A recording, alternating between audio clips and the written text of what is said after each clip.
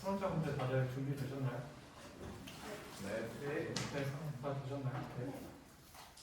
네, 그럼 수험자분들께서는 각자 소개 한 번씩 부탁드립니다. 네. 안녕하세요. 저는 29기 강현이라고 합니다. 안녕하세요. 저는 27기 박종민이라고 합니다. 네, 안녕하세요. 저는 25기 박인찬입니다. 안녕하세요. 저는 28기 김지우입니다. 네, 안녕하세요. 저는 31기 송명이라고 합니다. 안녕하세요. 32기 김용인이라고 합니다.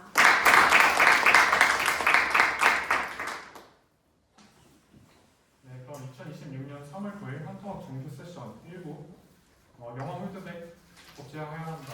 단통학 토론 시작하겠습니다. 찬성 측 1번 토론자 윤론 시작했어요. 네, 찬성 측 인론 시작하겠습니다. 저희는 대한민국 영화 산업의 근간을 지키고 창작 생태계의 선순환을 복원하기 위한 핵심 과제인 영화 홀드백 법제화에 대해 다음 세 가지 근거로 찬성합니다. 첫째, 고사 직전에 한국 영화 산업을 보호해야 합니다. 현재 대한민국 영화 산업은 위기를 넘어 존폐의 기로에 서 있습니다. 2025년 9월 기준 관객 수는 전년 대비 40%나 급감했으며 영화관 연간 매출액 역시 45% 하락하는 처참한 성적표를 받았습니다. 투자 수익률은 평균 마이너스 31%라는 만성적인 적자 구조에 빠졌고 한국 영화의 점유율은 역대 최악 수준인 41.1%까지 추락했습니다. 이는 단순히 숫자의 하락이 아닙니다. 이 산업의 생계를 의존하고 있는 31,403명의 노동자와 6,872개의 사업체가 생존의 위협을 받고 있음을 의미합니다. 영화 산업은 콘텐츠 생태계의 뿌리이자 기술의 집약체이고 영화 산업의 붕괴는 곧 대한민국 문화 주권의 상실로 이어질 것이기에 홀드백 법제화는 산업 생태계를 보호하기 위한 국가의 최소한의 의무입니다. 둘째, 홀드백은 관객을 극장으로 불러올 가장 확실한 견인책입니다. 영화 산업의 심장은 극장 관객 수입니다. 관객들이 극장을 찾지 않는 데에는 조금만 기다리면 더 저렴하게 OTT로 볼 수 있다는 학습된 기대가 자리 잡고 있습니다. 홀드백 도입을 통해 OTT 공개를 유예하면 이들 중 상당수는 다시 극장을 선택하게 될 것입니다. 실제로 엄격한 홀드백 제도를 시행하는 프랑스는 유럽에서 가장 높은 관객 수 회복력을 보였습니다. 200만 명의 OTT 영화 시청자 중 단 10%인 20만 명만 극장으로 유도해도 산업적 파급력은 상당합니다. 연간 15편의 주요 영화에 이를 적용할 경우 영화 발전 기금은 약 13.5억 원 상승합니다. 이는 건당 1억 원이 소중한 중소예술 영화 13편을 추가로 제작 지원할 수 있는 막대한 재원입니다. 결국 홀드백은 대작뿐만 아니라 독립예술영화까지 살리는 상생의 엔진이 될 것입니다. 셋째, 홀드백 법제화는 현실적으로 충분히 가능하며 명분 또한 확고합니다. WTO GATS 제14조는 문화적 가치 보호를 위한 조치를 합리적 범위 내에서 허용합니다. 프랑스, 이탈리아, 독일, 오스트리아 등 이미 많은 국가가 자국 영화 보호를 위해 홀드백을 법제화하고 있습니다. 일각에서 우려하는 규제의 경직성은 흥행 성적에 연동되는 차등형 홀드백을 통해 충분히 해결 가능합니다. 극장에서 많은 수익을 기대할 수 있는 대작 상업 영화는 홀드백을 6개월로 적용하고 반대로 빨리 OTT로 넘어가야 이득인 저예산 독립 영화는 기간을 단축하는 등 제작비 규모나 상영 방식에 따라 기간을 유연하게 설정하는 법적 가이드라인을 만드는 것입니다. 이는 대형 배급사와 중소 제작사 간의 형평성을 맞추고 각 영화의 특성에 최적화된 유통 전략을 법의 테두리 안에서 보호해주는 역할을 할 것입니다. 이처럼 영화 홀드백 법제화는 창작자에게는 정당한 수익을, 관객에게는 양질의 다양한 콘텐츠를, 산업에는 지속 가능한 내일을 보장하기 위한 최소한의 안전 장치입니다. 이상 인론을 마치겠습니다. 네, 반대 측 1번 토론자 윤론 시작했어요. 네, 시작하겠습니다. 여러분, 영화 산업의 구조가 빠르게 재편되고 있습니다. AI로 인해 여러 산업들이 재편되고 있듯이 OTT와 같은 플랫폼의 발전으로 인해 영화 산업의 구조가 재편되는 것 또한 자연스러운 현상일 뿐입니다. 홀드백을 법제화하는 것은 이러한 자연스러운 산업 재편을 역행하는 시대착오적인 정책입니다. 따라서 저희 반대 측은 다음 두 가지 근거를 들어 영화 홀드백을 법제화해야 한다는 논제에 반대합니다. 첫째, 영화 홀드백 법제화는 영화 산업 구조 변화에 역행하는 시대착오적인 정책입니다. 현재 영화 산업은 극장 중심에서 OTT 중심으로 빠르게 변화하고 있습니다. 실제로 한국 영화시장 데이터를 보면 이러한 변화가 분명합니다. 2019년 한국 극장 관객수가 약 2억 2천만 명이었지만 최근에는 약 1억 2천만 명 수준으로 크게 감소했습니다. 또한 콘텐츠 시장 규모를 보면 OTT 시장은 2조 원 규모로 성장하면서 극장 시장 규모인 1조 원을 이미 넘어선 상황입니다. 즉 콘텐츠 소비의 중심이 극장에서 OTT로 이동을 하고 있다는 것입니다. 이러한 상황에서 극장 상영 이후 일정 기간 동안 OTT 공개를 금지하는 정책은 이미 변화하고 있는 산업 구조를 과거의 방식으로 되돌리려는 정책에 불과합니다. 산업 구조는 기술 발전과 소비 패턴 변화에 따라 자연스럽게 변화합니다. 하지만 영화 홀드백 법제화는 이러한 변화를 인정하지 않고 극장 중심 유통 구조를 법으로 고정하려는 규제입니다. 영화 홀드백 법제화는 산업 변화에 역행하는 시대착오적인 정책이라고 볼 수 있습니다. 둘째로 영화 홀드백 법제화는 시장 자율성 및 직업 수행의 자유를 침해합니다. 영화 산업에서 영화의 공개 시점과 유통 방식은 제작사, 배급사, 플랫폼이 시장 상황에 따라 판단해야 할 상업적 전략의 영역입니다. 어떤 영화는 극장에서 오래 상영하는 것이 유리할 수 있고 어떤 영화는 빠르게 OTT를 공개하는 것이 더 수익성이 높일 수도 있습니다. 하지만 영화 홀드백을 법으로 규제하게 되면 모든 영화 사업자는 이러한 전략을 자유롭게 선택할 수 없게 됩니다. 자신의 수익을 극대화할 수 있는 방안을 시장 참여자에게 선택할 수 있도록 하는 것이 영화 산업 전체의 성장에 있어서 더 효율적이라는 것입니다. 즉 영화 콘텐츠를 언제 어떤 방식으로 유통할 것인지 결정하는 것은 영화 사업자의 자유 영역입니다. 그럼에도 불구하고 국가가 일률적으로 일정 기간 동안 OTT 공개를 금지하는 것은 시장 참여자의 시장 자율성을 과도하게 침해하여 영화 산업 전체의 효용을 떨어뜨리고 사업자의 직업 수행의 자유를 과도하게 제한하는 규제라고 볼 수 있습니다. 정리하겠습니다. 영화 홀드백을 법제화하는 것은 영화 산업 구조 변화에 역행하는 시대착오적인 정책입니다. OTT 구조로 재편되고 있는 영화 산업 구조와 완전히 정반대의 정책을 펼치는 것은 구시대적인 발상에 불과합니다. 또한 영화 홀드백을 법제화하는 것은 시장 자율성 및 직업 수행의 자유를 침해합니다. 제작사, 배급사, 플랫폼은 시장 상황에 따라서 다양한 상업적 전략을 통해 수익을 극대화할 선택권이 있습니다. 따라서 저희 반대 측은 다음과 같은 이유로 영화 홀드백을 법제화한다는 논제에 반대합니다.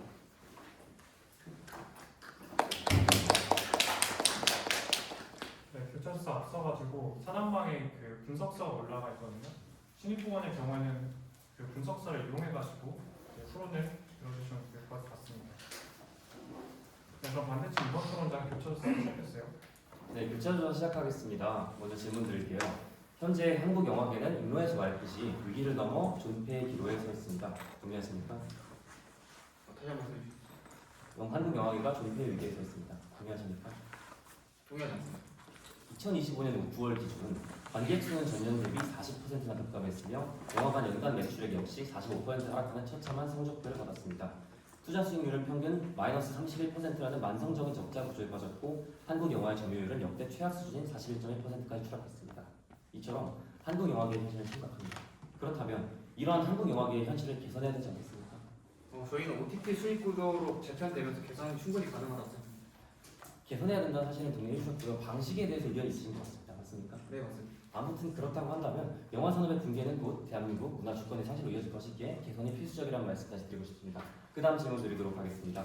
한국 영화계의 상황을 개선해야 함을 동의하였습니다. 그렇다면 개선을 위해 정책적으로 어떤 일을 해야 되겠습니까? 좀 더 자세히 말씀해 주십시오.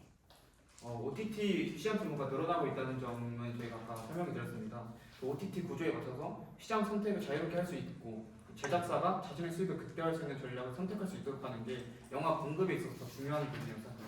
그렇다고 한다면 현재 존재하는 극장계나 나머지 OTT를 제외한 나머지 영화 산업들은 그냥 망해도 된다는 말씀이십니까? 그런 말씀이 아니고 저희가 말씀드리는 거는 그러니까 시장 선택을 할 수 있다는 겁니다. 어떤 영화는 그렇지 않을 수도 있고 어떤 영화는 OTT 공개를 할 수도 있고 그런 전략 선택이 가능하다는 것이지 모든 영화가 OTT 동시 공개를 해야 된다라고 말씀드린 것은 아닙니다. 이런 상황, 현재 상황은 영화관의 관객 수가 점점 줄어가는 상황입니다. 기존 영화계는 관객 수가 줄게 되면 산업 구조에 지대한 영향을 받을 수밖에 없습니다. 그런데 그런 상황에서 OTT를 그냥 선택하게 해주겠다, 자연 선택에 맡기겠다라고 말씀하시는 것은 결국에는 한국 영화계가 경우에 따라서 망해도 괜찮다는 말로 들립니다. 다음 질문 드리겠습니다.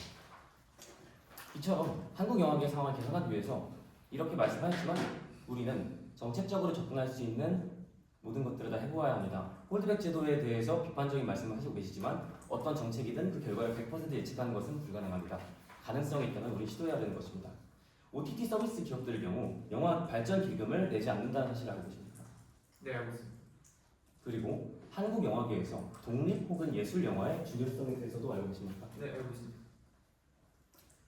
주류 시장에서 소외된 목소리와 다양성을 보존할 수 있다는 점만으로도 한국 영화계의 필수적인 요소죠. 영화 발전 기금은 독립 예술 영화의 발전을 위해 쓰입니다.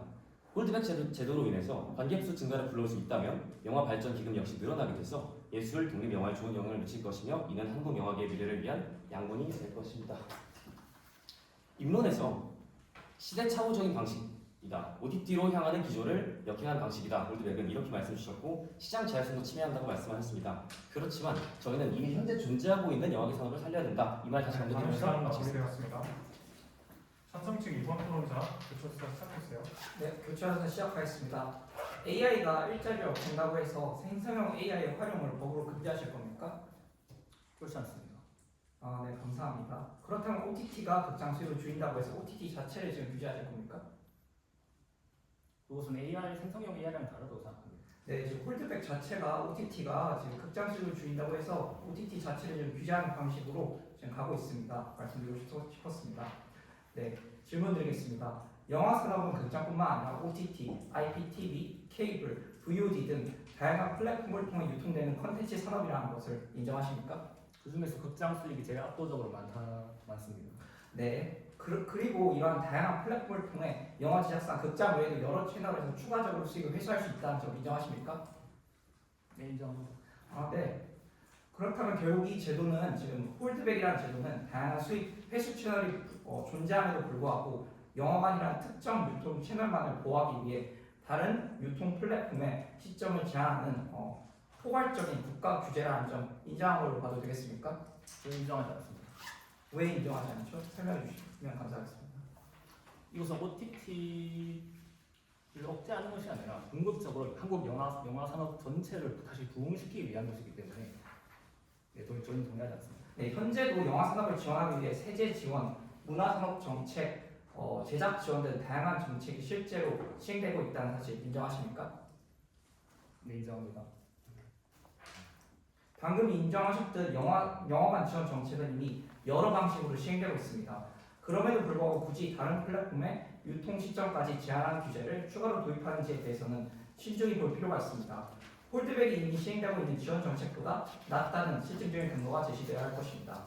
네, 다음 질문 드리겠습니다. 영화 산업의 상실이 문화 주권과 결부된다고 했습니다. 맞습니까? 그렇습니다.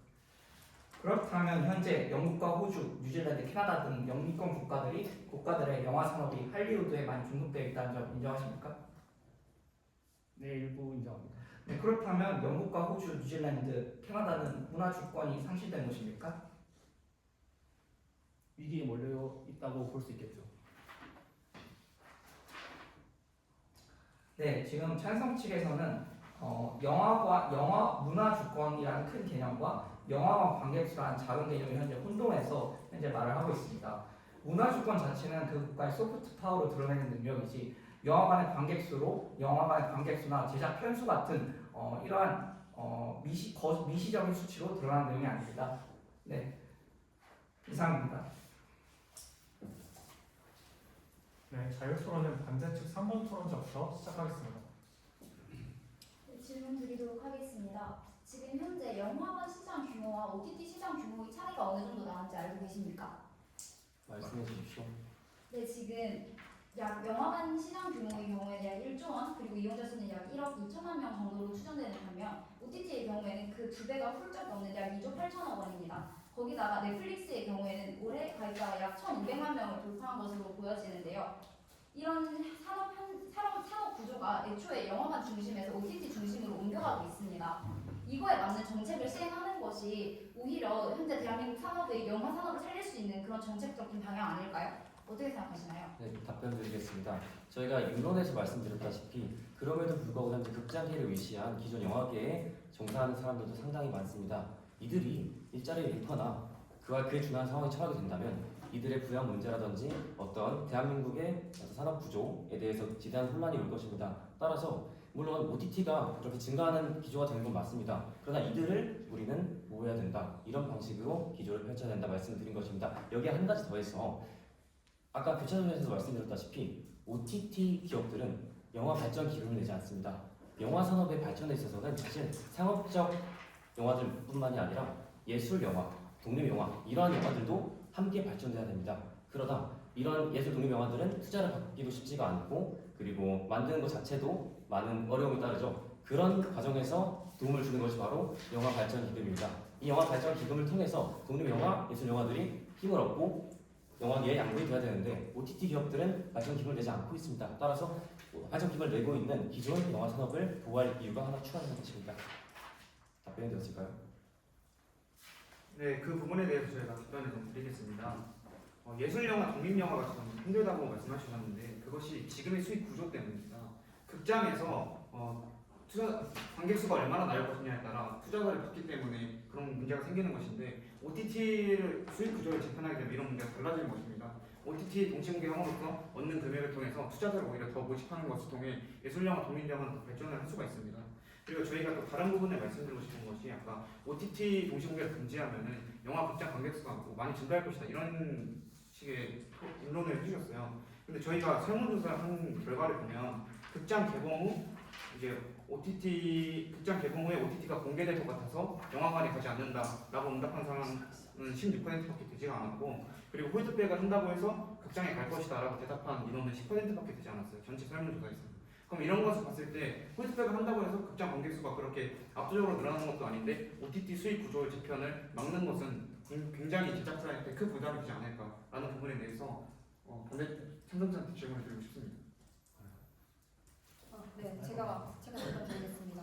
아까 OTT 수익 재편 관련해서 말씀해 주셨는데 아까 그 말씀해 주신 설문조사의 자료 출처가 영화진흥위원회 맞습니까? 네, 맞습니다. 네, 거기 설문조사에 의하면 실제 1위 영화관을 더 이상 찾지 않는 이유 1위가 티켓값이 비싸서 그리고 2위가 지금 볼 영화가 마땅히 없어서 그리고 3위가 조금만 기다리면 OTT에 풀린다는 확신이 있다라는 것이기 때문입니다. 이 1위, 2위, 4위의 데이터가 서로 분리된 것이 아니라 하나의 원인, 그러니까 이 짧은 홀드백 기간에서 파생된 결과라고 저희는 생각을 합니다.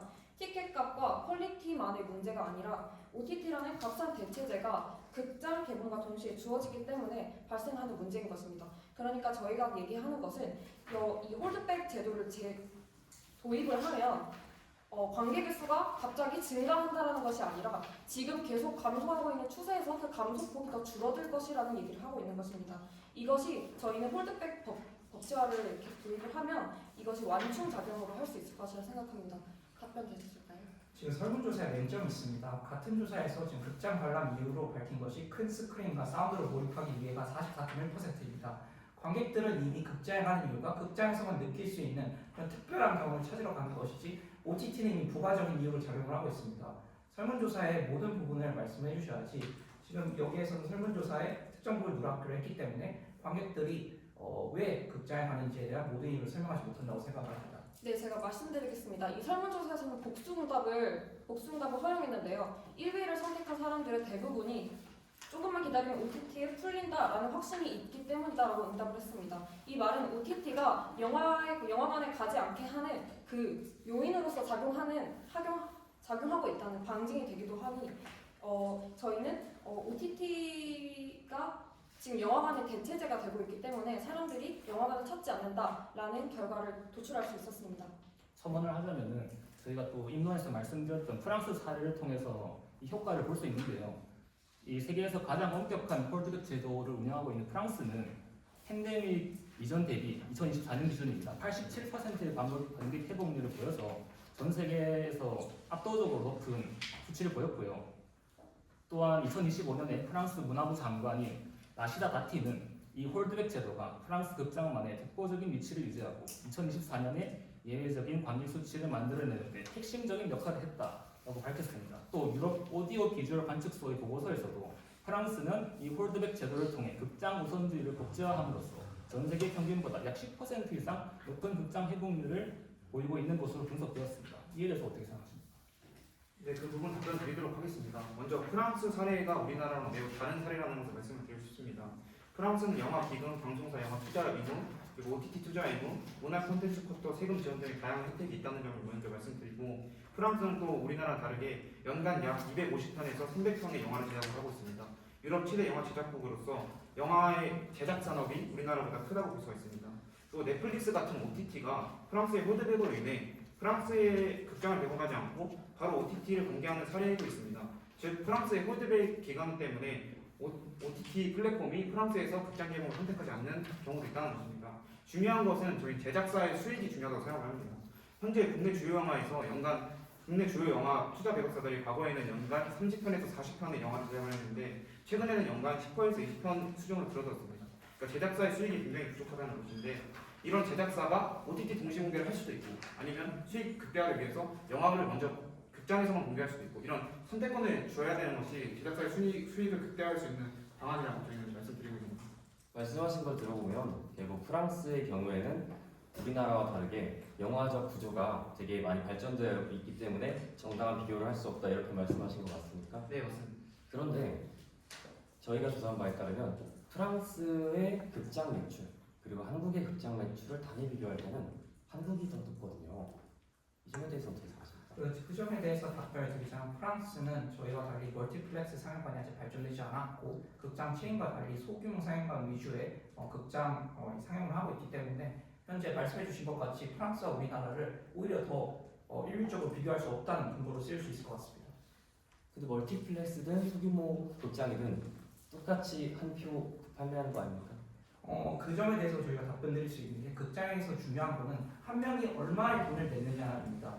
저희가 상업할 때 일반관은 15,000원의 돈을 받고 아이맥스관은 3만원 이상의 돈을 받습니다. 극장들의 현재 고민은 객단가를 어떻게 높여서 마진율을 높일 수 있을까이지 누가 얼마나 많냐가 아니라고 생각을 합니다. 그럼 다른 얘기 해보겠습니다. 해외 매출도 한국이 더 높습니다. 이건 어떻게 생각하십니까? 단순하게 한국이 프랑스보다 영화 규모가 낮다라고 말할 수는 없을 거라고 저희는 생각을 하고요. 그리고 거기에 덧붙여서 한국이 가지고 있는 경쟁력에 대해서 말씀을 드리겠습니다. 프랑스의 어떤 영화 산업적 기반, 문화들 저희도 다 알고 있고요. 다 훌륭한 거 알고 있습니다. 그런데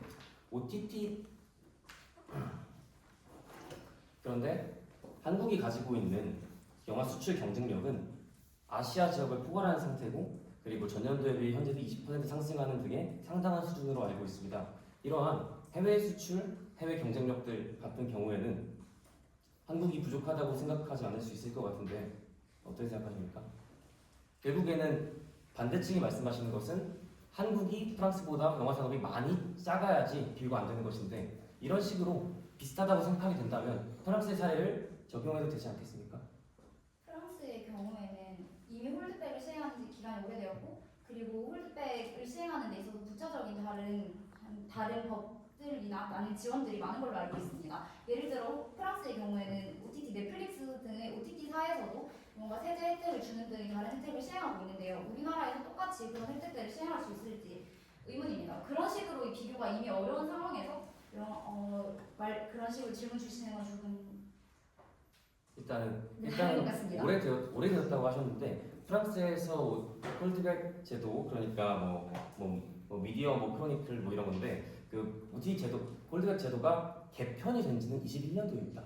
현재가 이제 26년도 막 됐으니까 5년 정도 지난 것인데 막 그렇게 오래됐다고 보기는 어려울 것 같고요. 네, 그리고 첨언하도록 하겠습니다. 넷플릭스에서는 한국의 홀드백 기간을 줄여주는 대신 약간 한국에 오히려 영화 발전 기금을 내는 등의 협상에 참여할 의도가 충분히 있을 수도 있습니다. 왜냐하면 현재 넷플릭스에서는 프랑스에 투자하는 금액에 반해서 한국에 더 훨씬 많은 금액이 3.3조 원의 금액을 투자하고 있는 상황이고요. 그리고 현재 전 세계 넷플릭스 이용자 중에 60% 이상이 한국의 콘텐츠를 시청하고 있는 상황입니다. 이렇게 한국이 넷플릭스의 거대한 수익 재원인 상황에서 넷플릭스가 한국의 협상에 응하지 않을 일은 없을 거라고 저희는 생각을 합니다. 저희가 반대로 돌려서 말하겠습니다. 넷플릭스 콘텐츠 60% 이상 한국 콘텐츠입니다. 이 말은 무엇입니까? 한국 콘텐츠는 이 OTT의 힘을 얻고 세계로 뻗어나가는 중입니다. 이러한 상황에서 홀드백을 반대로 적용한다면 지금 말씀하셨던 우리 콘텐츠의 역량 떨어지지 않겠습니까? 네, 말씀드리겠습니다. 거대 글로벌 OTT에 오히려 종속되지 않을까라는 우려가 있습니다. 왜냐하면 아까 인론에서 말씀해 주셨듯이 지금 홀드백 법제화하는 것이 시대착오적이고 직업 수행의 자유를 침해한다라고 하셨지만 사실 영화가 발전하려면 영화의 다양성이 보장되어야 합니다. 하지만 OTT에서 흥하기 위해서 단지 사람들에게 자극적인 요소, 재미를 주기 위해서 만드는 그런 콘텐츠들만 늘어난다면 영화의 예술성 그리고 독립영화들의 다양성, 우리들이 사유할 수 있는 기회를 주는 그런 작품들이 많이 사라질 것입니다.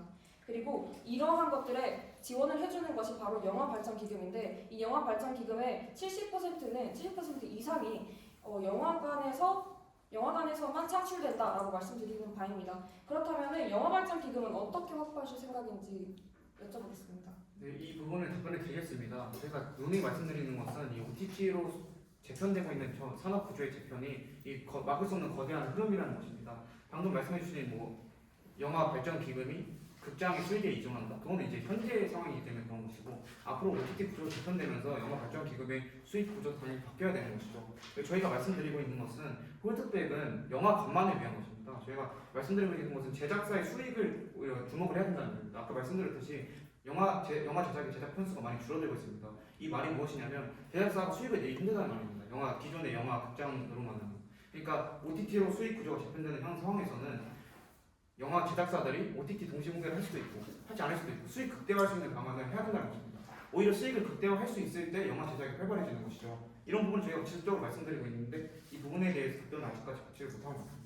첨언드리도록 하겠습니다. 영화의 다양성 보장 말씀해 주셨는데 오히려 OTT에서 더 영화 독립영화라든지 예술영화 같은 것들이 더 많이 상영이 되고 있고 만약 영화관 위주로 산업이 돌아가면 오히려 그런 독립영화나 예술영화는 상영할 수 있는 기회를 잃게 될 것입니다.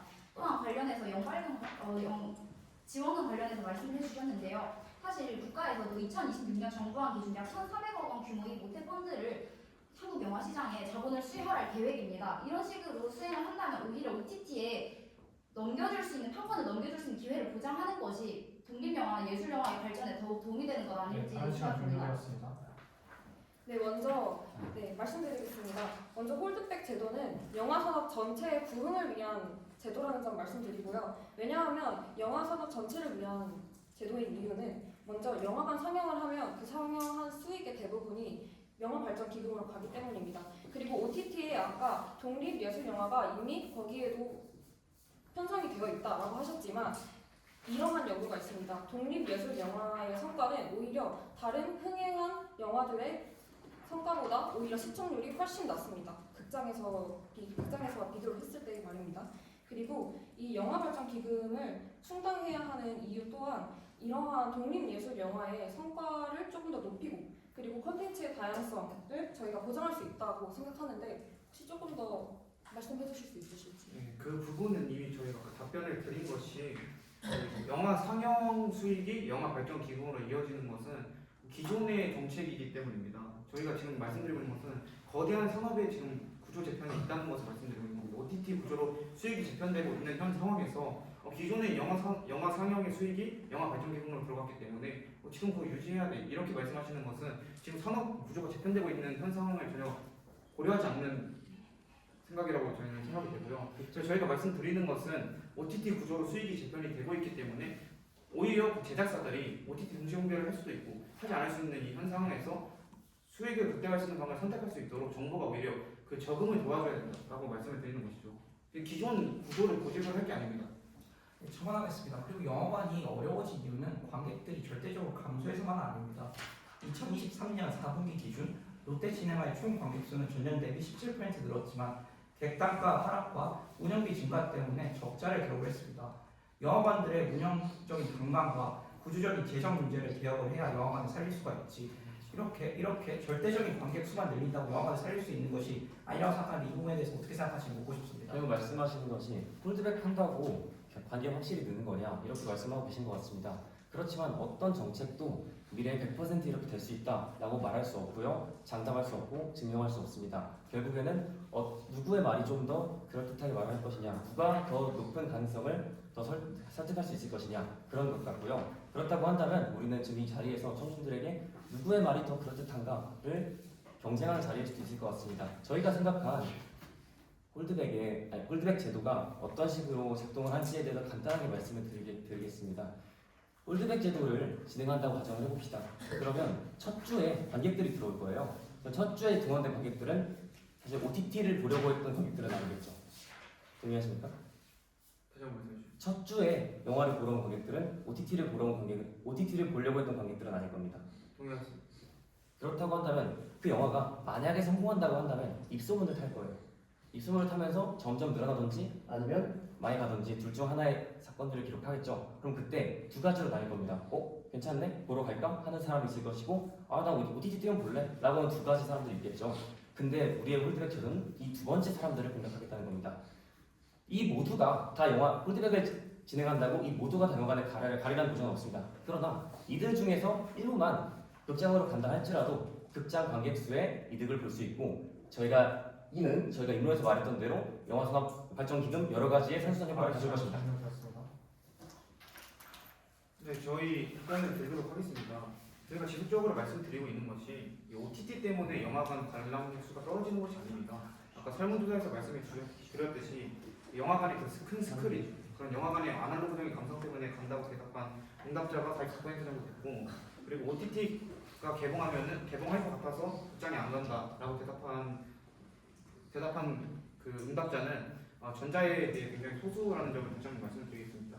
그래서 저희가 누누이 말씀드리고 있는 것은 OTT로 지금 수익 구조가 재편되고 있는 상황에서 제작사한테 어떤 수익을 안겨줄까에 대한 말씀을 계속해서 드리고 있습니다. 저희 제작 편수가 부족한 걸 계속 말씀을 해드렸고 OTT 수익 구조를 통해서 투자자를 더 끌어모을 수 있고 제작 편수를 더 늘릴 수 있는 방안인데 왜 굳이 기존의 영화 산업 수익을 기존의 영화 관람 수익만을 생각을 해야 되는지 모르겠다라는 말씀 지속적으로 드리고 있습니다. 소개드리도록 하겠습니다. 설명하겠습니다.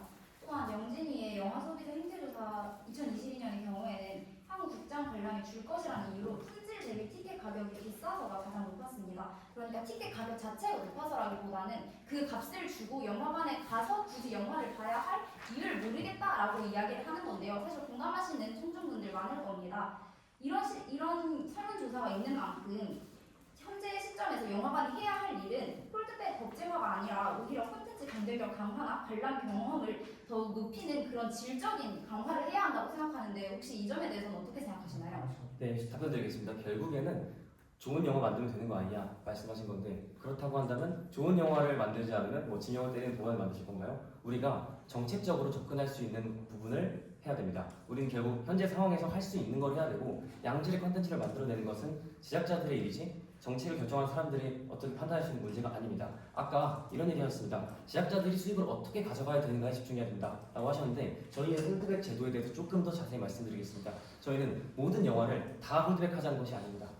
기준을 정해서 일부 영화들은 홀드백을 하고 일부 영화들은 홀드백을 하지 않도록 한다는 것입니다. 조금 더 자세히 말씀드리면 어떤 영화들, 예를 들어 블록버스터 영화들은 홀드백을 진행하면 관객 수가 더 증가될 것으로 기대가 되는 영화들이 있습니다.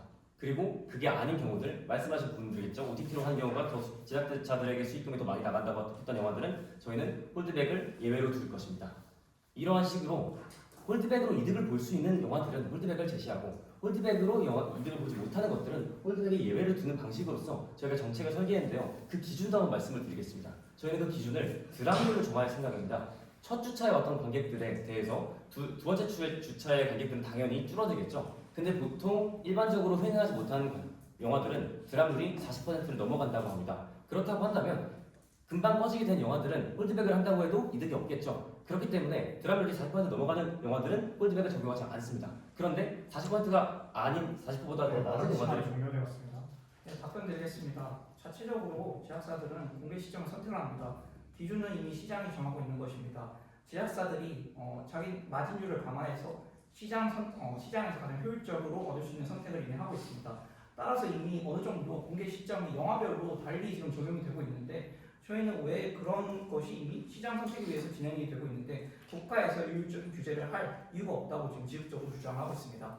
이 부분에 대해서 또 첨언을 드리자면은 이것은 국가가 선택을 할 영역이 아니라는 겁니다. 시장 참여자가 자신의 수익을 극대화할 수 있는 방향은 시장 참여자가 선택을 해야지 국가가 우리는 이 영화는 OTT 동시 공개 안 되고 이 영화는 OTT 동시 공개 하고 국가가 선택할 게 아닙니다.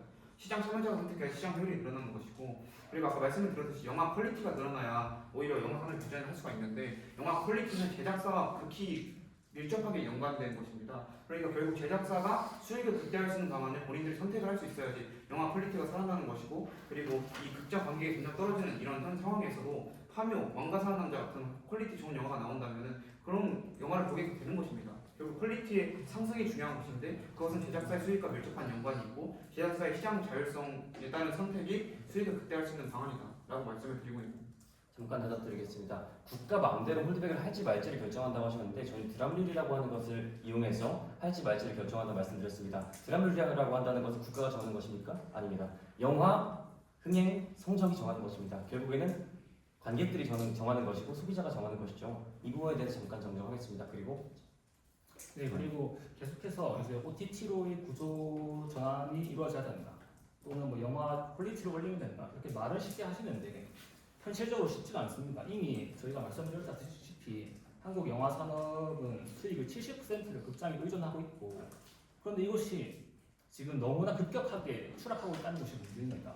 그러한 구조 전환이 언젠가 자연스럽게 된다고 하더라도 분명 장기간이 걸릴 것인데, 그럼 그동안 영화 산업이 다 고사를 해버리면 어떻게 한다는 것인지, 그리고 제작 수가 또 작다라고 말씀하셨는데 극장 70%를 차지하는 극장 수익이 떨어지니 투자가 줄어들고 제작도 같이 줄어들고 그래서 영화 산업이 다 망하는 것인데, 그렇다면 극장을 가장 먼저 살리는 게 뭔지 아닙니까? 답변 드리도록 하겠습니다. 저희가 계속 극장을 죽이자고 하는 것처럼 프레이밍을 하시는 것 같은데 저희는 그렇게 주장을 하는 게 아니라 변화하는 영화 산업에 맞춰서 정책도 그렇게 시행이 되어야 한다고 말씀을 드리는 것입니다. 또한 저희는 좋은 영화를 무작정 만들자라고 주장을 하는 것이 아니라 서비스의 질적인 차원까지 함께 높여야 한다고 말씀드렸는데 그 부분에 대해서는 답변 못 들은 것 같습니다.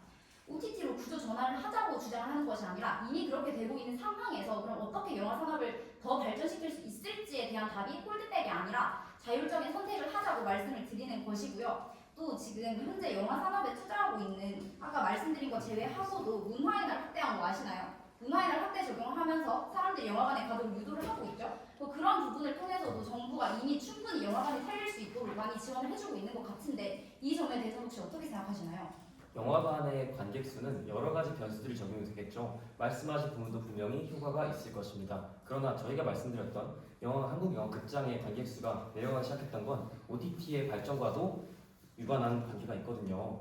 이 부분에 대해서는 함께 듣자고 말씀드린 것입니다. 감사합니다. 네, 저희가 남은 시간 동안 발언을 하도록 하겠습니다. 몇 퍼센트의 드랍률이라는 것을 말씀해 주셨는데 드랍률이라는 게 굉장히 객관적인 기준인 것처럼 말씀해 주셨습니다. 드랍률 자체는 객관적인 기준일 수 있지만 이 몇 퍼센트의 드랍률부터 우리가 OTT 동시공개를 허용할 것이냐 아니면 OTT 동시공개를 허용하지 않을 것이냐 그 기준을 국가가 설정하는 것이거든요. 그래서 드랍률 자체가 객관적이라고 해서 국가가 절대적인 그런 객관적으로 그 시장 선택을 할 수 있도록 도울 수 있다. 그것은 답변이 되지 않는다고 생각합니다. 또 저희가 말씀드리고 싶은 것이 기존에는 극장 관람객 기준으로 투자자를 모집을 했기 때문에 제작사가 힘들었던 것입니다. 예를 들어서 300만 명 이상이면은 300명 이상이 목표다. 그러니까 투자를 해달라. 이런 식의 구조였기 때문에 그런 것이고 OTT 수익 구조로 재편이 되면은 전혀 다른 방식의 투자 유도를 할 수 있다. 그러니까 제작사가 훨씬 더 다양한 선택을 할 수 있다는 말씀드리겠습니다.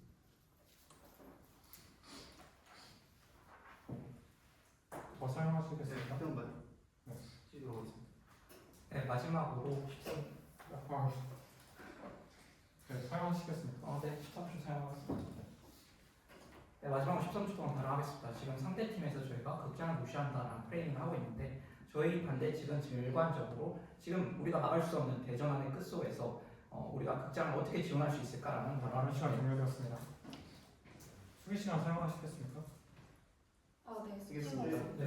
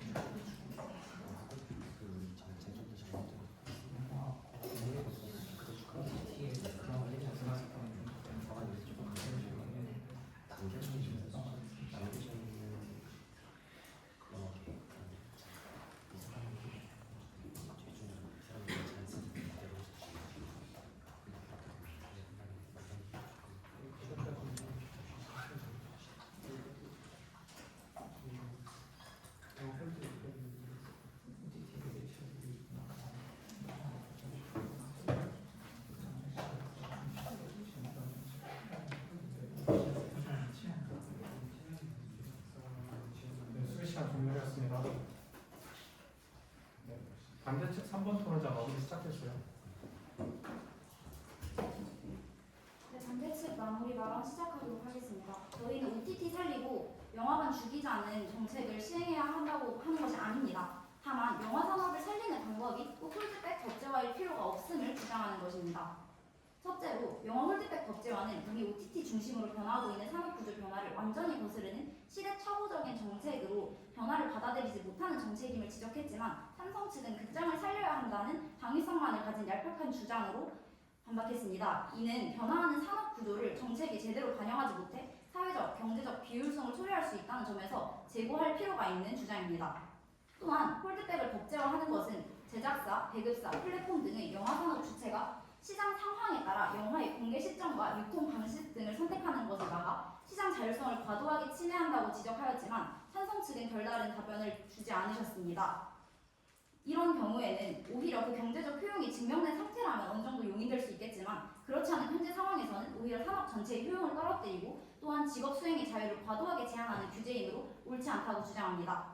뿐만 아니라 OTT에 종속되는 것은 문화 주권이 약화되므로 옳지 않다라고 이야기를 해주셨지만 오히려 OTT를 통해서 한국의 문화를 알리는 것이 한국의 문화 주권을 강화시키는 기회가 될 수 있습니다. 현재 국가는 영화 산업 진흥을 위해 제작 및 기획 단계부터 상영 및 인프라 지원뿐만 아니라 26년 기준 약 1,400억 원 규모의 자본을 영화 산업에 투자하고 있고 청년층을 대상으로 하는 청년문화예술 패스 혜택, 수요일 문화가 있는 날 확대 등 다양한 지원을 하고 있습니다.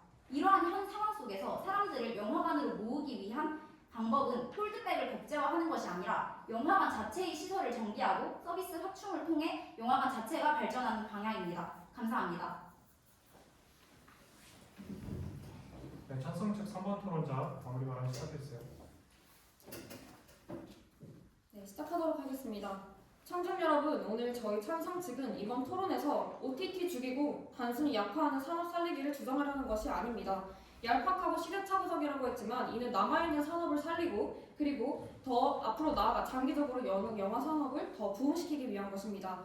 극장과 OTT 사이의 긴장이 고조될수록 더 불균형해질수록 우리가 마땅히 향유해야 할 경험적 가치 또한 줄어드는 것입니다. 오늘 우리의 주장은 그 긴장의 폭을 완화하자는 것이며 완충지대를 확보하자는 것입니다. 홀드백이 가장 현실적이며 영화 산업의 최소한의 완충지대로 작용할 수 있음을 강조하고자 하는 바입니다. 이번 토론에서 반대 측은 홀드백의 한계점을 거듭 지적해 주셨지만 저희 측이 그것을 간과한 것은 아닙니다. 먼저 홀드백의 실현 가능성에 대해 일률적으로 적용하는 것이 아니라는 점, 블록버스터 데이터라는 객관적인 행행 성적에 기반하여 결정할 수 있다는 점, 그리고 마지막으로 반대 측에서는 실질적인 대안을 제시하지 못했다고 생각하는 것이 영화 발전 기금의 확보원에 대해서 적절히 제시하지 않았고 그 강제력이나 실현 가능성에 대해서도 적절히 제시하지 않았다고 생각이 듭니다. 우리는 현상의 본질을 똑바로 보아야 합니다. 코로나로 인해 극장의 문을 잠시 닫았다면 짧은 기간의 홀드백은 관객이 극장으로 돌아올 이유 자체를 영구적으로 없애버린 것입니다. 여러분 100% 완벽하게 예측할 수 있는 정책은 없습니다. 우리는 이미 데이터로 증명된 현실을 선택해야 합니다. 지난 마의 3년간 홀드백을 무너뜨리고 OTT와 타협한 미국과 다른 주요국들은 이미 극장 관객의 대다수를 영구적으로 잃었습니다. 반면 강력한 홀드백 법제화를 통해 극장의 독점적 시간을 지켜낸 프랑스는 관객 손실을 15% 선에서 방어해내며 자국 영화 점유율 압도적 1위를 차지했습니다. 홀드백은 이 모든 조건을 충족함과 동시에 우리는 그 기대 효과까지도 자유토론을 통해 수치로 제시했습니다. 홀드백을 포기하고 선택할 만큼 이 모든 조건을 완벽히 충족하는 마법 같은 정책은 존재하지 않습니다. 네, 그럼 이상으로 토론 마무리 짓겠습니다. 다들 수고하셨습니다.